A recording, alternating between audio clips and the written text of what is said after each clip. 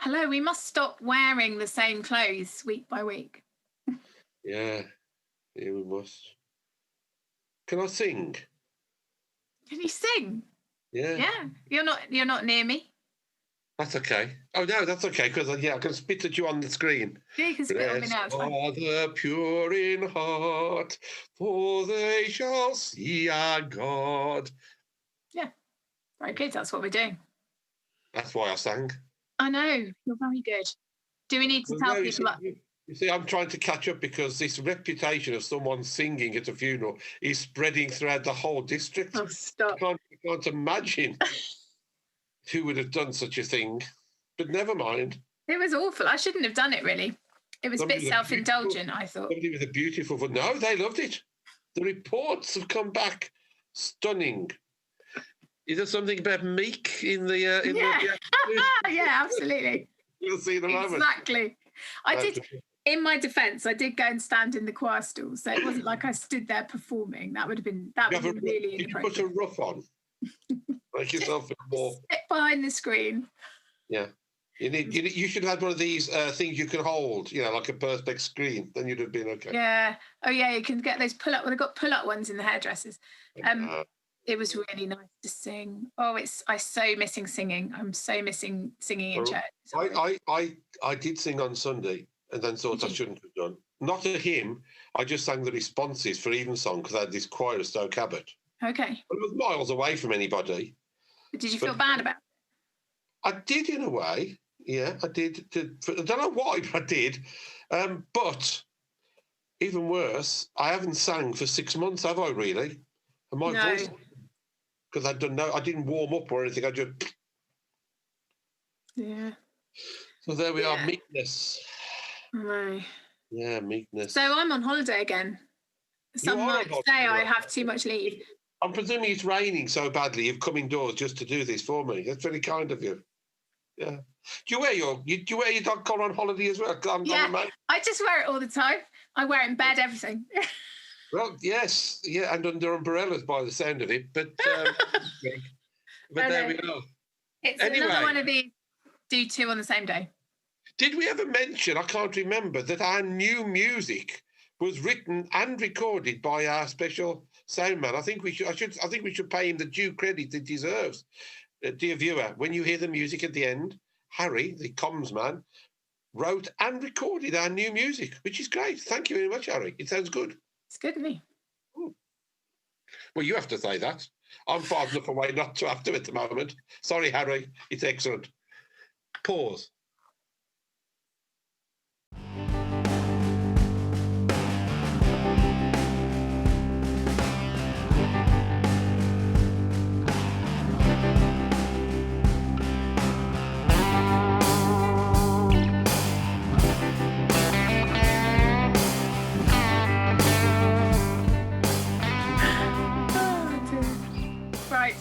Let's hear the Beatitudes. So this will be for All Saints and on the 1st of November. Gosh.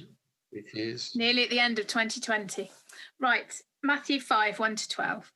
Yep. When Jesus saw the crowds, he went up the mountain, and after he sat down, his disciples came to him. Then he began to speak and taught them, saying, "Blessed are the poor in spirit, for theirs is the kingdom of heaven. Blessed are those who mourn, for they will be comforted. Blessed are the meek, for they will inherit the earth. Blessed are those who hunger and thirst for righteousness, for they will be filled. Blessed are the merciful, for they will receive mercy. Blessed are the pure in heart, for they will see God. Blessed are the peacemakers, for they will be called children of God. Blessed are those who are persecuted for righteousness' sake, for theirs is the kingdom of heaven. Blessed are you when people revile you and persecute you and utter all kinds of evil against you falsely on my account. Rejoice and be glad, for your reward is great in heaven. For in the same way they persecuted the prophets who were before you." Blessings. Yes. Yes. I like this passage in that this is the agenda of the kingdom. Jeez. As in, this is what it means to live God's way. It means that the people that don't succeed in world terms are raised up which I alluded to last week. You know, it's about putting the world upside down and stopping the rich and powerful being in charge and lifting up those who are meek, humble, lowly. It's a good thing. It's very much on the right and good agenda, isn't it? Social justice, which we should be persevering more with, really. Yeah. But sadly, we know we should, but other things suddenly become more important, which are actually the things are not of the kingdom often if we're not very careful. Yeah. And I know that our social justice man from the Diocese watches Rev Chat, so I hope that Colin feels we do try to address social justice. We also, of course, have a former social justice officer for several dioceses who's retired into our churches, and I know watches this as well. And he's always very kind when I chat to him about it. He gives me some advice and some sound advice, so that's always good to know. But it is about justice and righteousness. The fourth mark of mission. I'm just looking over the top of my computer screen because it's attached to my wall behind me. I just thought you were looking up to heaven for inspiration, sorry. No. It's the fourth mark of mission is to seek to transform unjust structures of society. Yeah. And the third mark of mission is to respond to human need by loving service, which I think the two are connected. So it's how we help humans, how we respond to the needs in each other, but also how we speak up and act to transform unjust structures in our society. Don't you begin and the Beatitudes do that, don't they? Don't you begin to wonder when the National Church are going to take that as part of their manifesto? Or am I being provocative again, Reverend Neary? Well, there was a very interesting Guardian article a couple of weeks ago, which I posted on social media. Saw it, yeah, saw it. About how much social justice work the church is involved in, and if you were to put a monetary value on it, was something like £12.4 billion worth of voluntary work, which is amazing. But the bit that really stuck with me which I posted, was there are now more food banks in the United Kingdom than branches of McDonald's, which I just think is scandalous. I've voiced those very words on this channel myself in the past. I think you will remember. Not that I think it's scandalous that we feed the poor, we feed those in need. I don't think it's scandalous to do that. But I think it's scandalous that we live in a society where that is how some people are fed. It's just outrageous. I mean, you can't negatively answer that, because you're absolutely right. So do I. And I know you do. You're always very vocal on that, aren't you? And you know, my campaign at some point in time is that, you know, I was about to start actually in a very slow way, technically. I think this is the thing that's going to take a long time to reverse. But my campaign is to rid the country of food banks, not because I know we don't need them, because we've proved we do, but because we shouldn't be having to supply people with food in that way. You know, it's like as you've heard me say, when I first went to the church in Shropshire, when I had my first job as a vicar after I'd been a curate, and I'd been there 2.5 months, and the church wardens rang me up to say, "Oh, don't forget, David, in a week's time, you need to be in church at 9 a.m. in the morning." This was a Saturday. And I said, "Well, that's fine. Is there, you know, we're decorating or something?" She said, "Oh, no, it's St. Thomas's Day and you have to distribute the bread." And I kind of asked the question, what's all this about? And, you know, a vicar in 1875, the first vicar wanted to become a parish separated from the big parish up the road, so to speak, had left all this money for bread to be given to the poor of the village. And to the wonderful, I wish I'd taken a photograph now, but then you didn't have phones, is when I left there all those years ago, so to speak.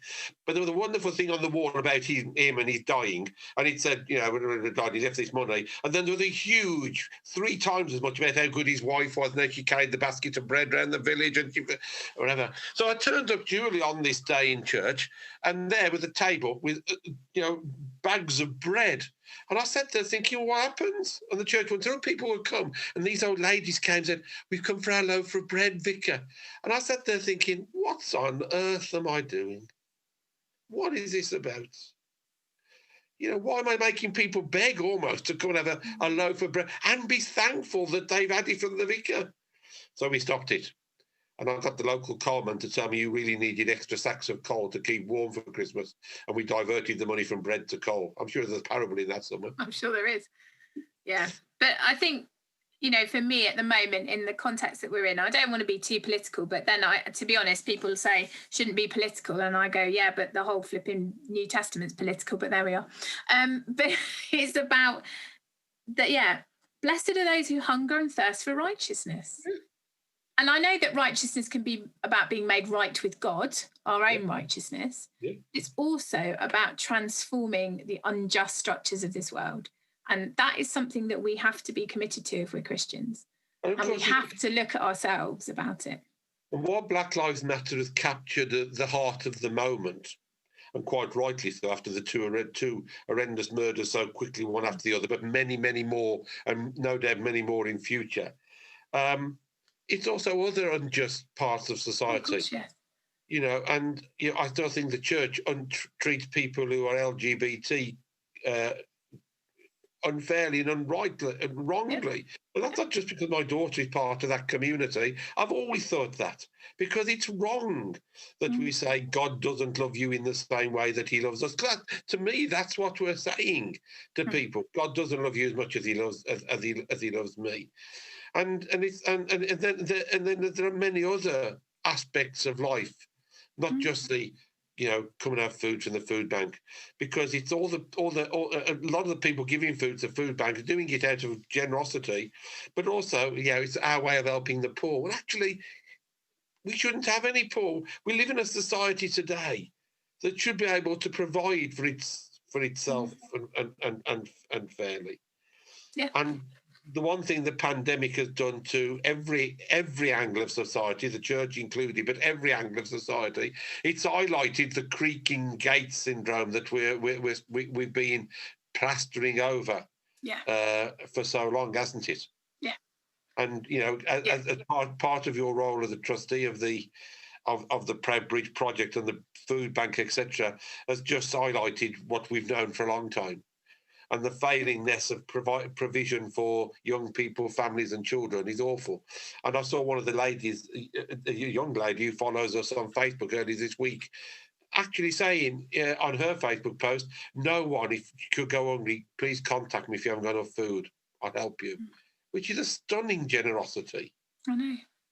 You know. Yeah, and absolutely. And, you know, the fact that in communities where there's overcrowding, where there's poor substandard housing, where people are in very low wage jobs without adequate health and safety, those are the communities where COVID has run riot. And it's not about people misbehaving, it's about the situation that they are kept and are in. And there is so much that we just have to be prepared to speak out on and to be courageous. You know, Jesus, at the beginning of this Sermon on the Mount, which, you know, is not one thing, but it's a collection of teaching, it's about how you live. It's a practical stuff. You know, your faith is about your relationship with God. Yes, it is, but it's also about how we live day by day and how we pour out that faith into the decisions we make, the money we spend, the time we spend, the things we say, the things we campaign for, the way we live. And nobody's perfect. I mean, gosh, there's plenty of stuff that I'm really challenged on, and not least my Amazon habit, which needs to stop because that's a terrible thing to support. But, you know, it's always that problem of ethics versus convenience. And, you know, and there's loads of other things. I'm not just saying about that, but it's just that we have to take this stuff seriously. This is a really radical agenda for how we live. And, you know, it's exciting if we can embrace it and do it. One thing I think I'm correct in saying, from my understanding and interpretation of what Jesus does and says, Jesus doesn't say you can't order something from Amazon or you can't go out and buy something from. What Jesus said is, you know, do it if you need it, because we all need things occasionally. But but don't overindulge in the way in which we do it. And it goes back, doesn't it, with what you were saying a moment ago, to that reading we recorded last week, if you remember, when we were dressed in the same clothes. And because if you love God, as I said then, everything else falls into place. And if you love God, then you can only but love your neighbour, because God is created in the image. Sorry, your neighbour is created in the image of God, and you're loving God through that. It's not a carved image or a stick. We heard about on the morning prayer reading the last couple of days, where he cut down the golden serpent that Moses had made, and he chopped down a stick. I thought, that's interesting. It's not about that. It's about us recognising that if we love God, we live our lives in such a way that we want God's love to be shared. And I know that sounds awfully idealistic and simple, but I think it's something that if we live in a generous, God-loving world, and in a world that wants everyone to be treated fairly and socially justly, then that is the message. Get out there, do it, live it, and encourage others to do the same. Amen. Thank you, David. You can find us hopefully doing some of this stuff that we're talking about, because we don't just talk about this, we try and live it out too. You can find out what's going on our Facebook page, Instagram at Beaminster Team, Twitter as well, and then see what's going on in churches on our website, Beaminster Team Churches. And yeah, we'd love to have you involved. We'll see you next week. We will. Excellent. Thanks, David. Thank you very much.